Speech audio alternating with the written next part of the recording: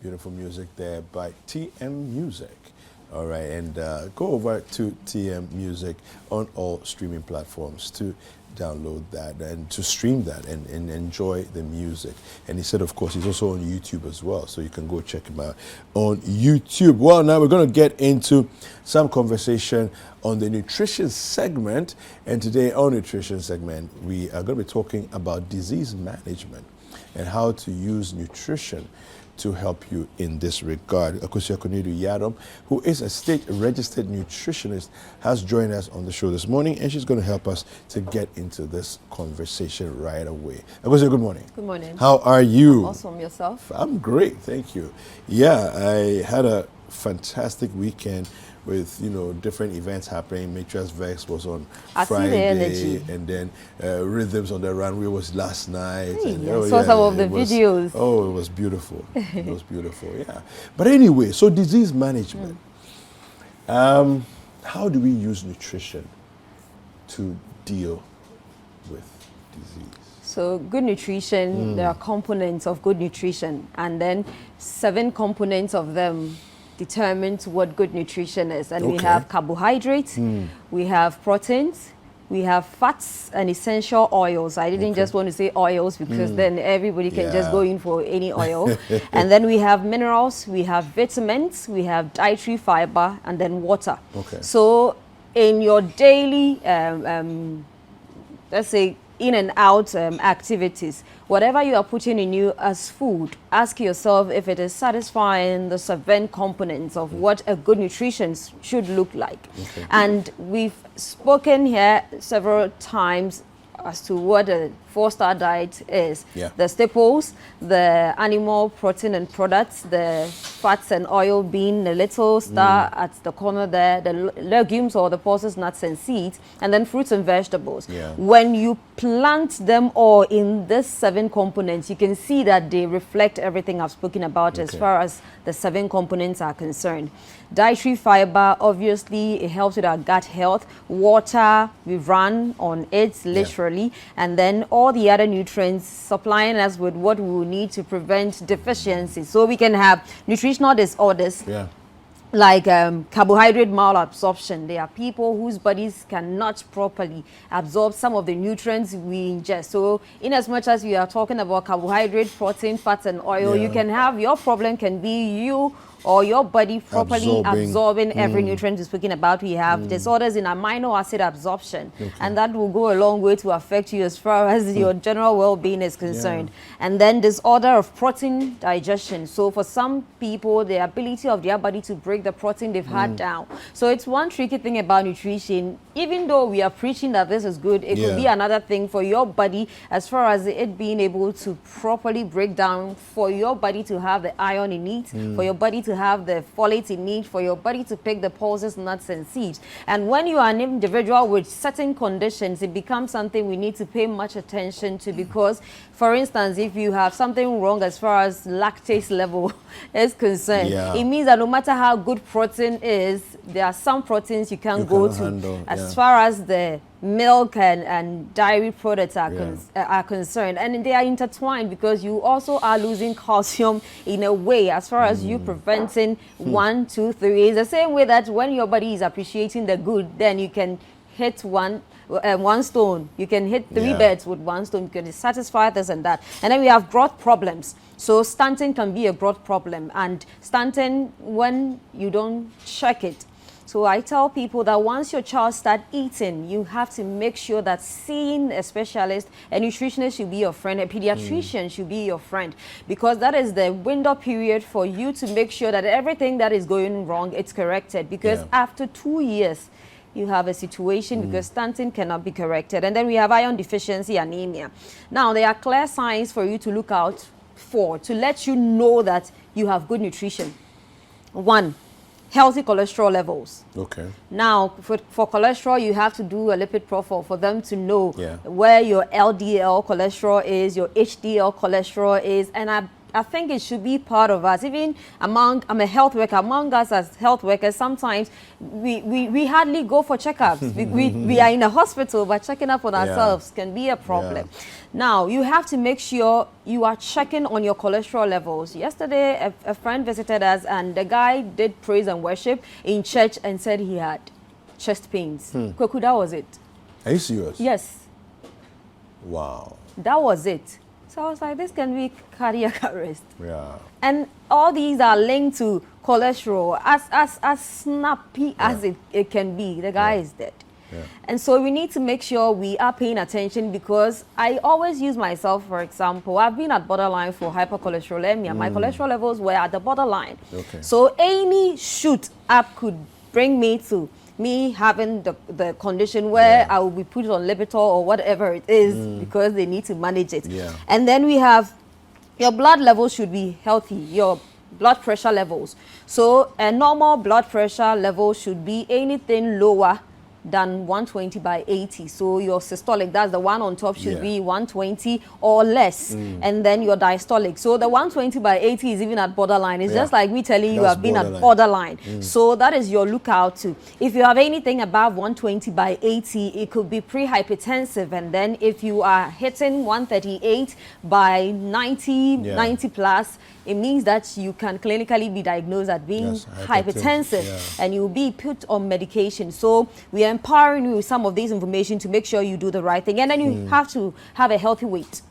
Now, a healthy weight, you match it obviously by your BMI, not just BMI, but your body composition, your body type. And sometimes I go deeper by looking into even your family or your bloodline, because you may be from families where you are stout, or you are heavily built, and so that should be a factor we need to look out for, because you can be obese, but then clinically every other thing is okay. So we need to delve into that to know if your weight is really affecting it and causing obesity.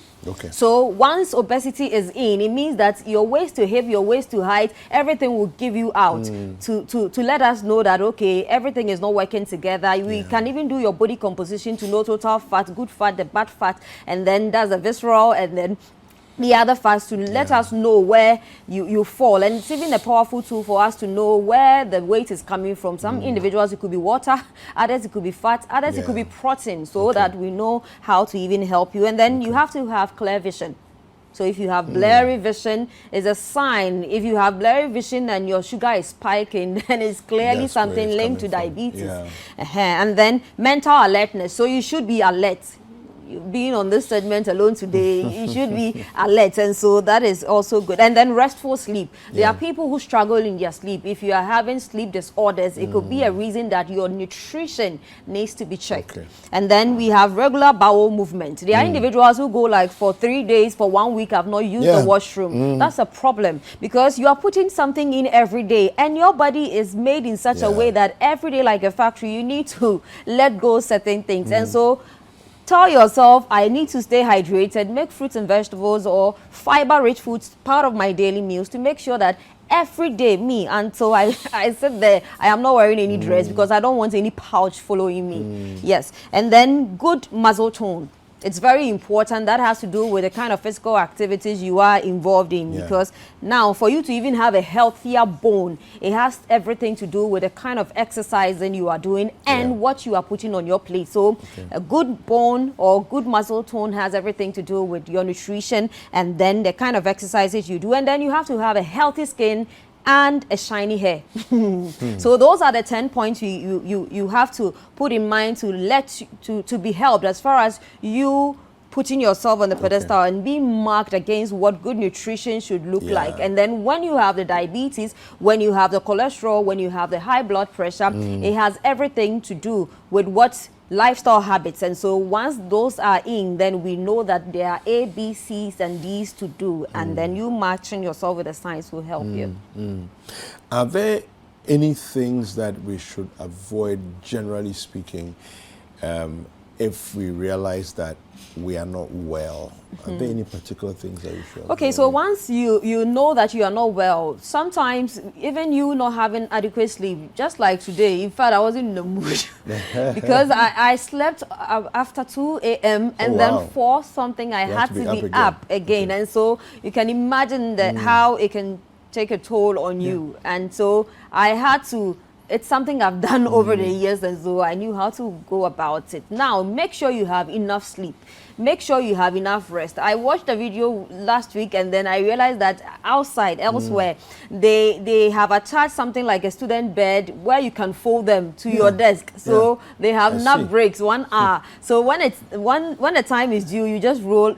You just unfold and then have your nap for 1 hour before you get back to on your desk. I think that's because brilliant. It helps. Once I even asked you, do you have a resting room? Because I wanted to go and rest. Because I believe that sometimes, in as much as you work around the clock, after the segment or after the show, if you could just have 45 minutes rest in a restroom, it could have just rejuvenate you in a way to make sure you are able to go through the other days. And then make sure you stay hydrated.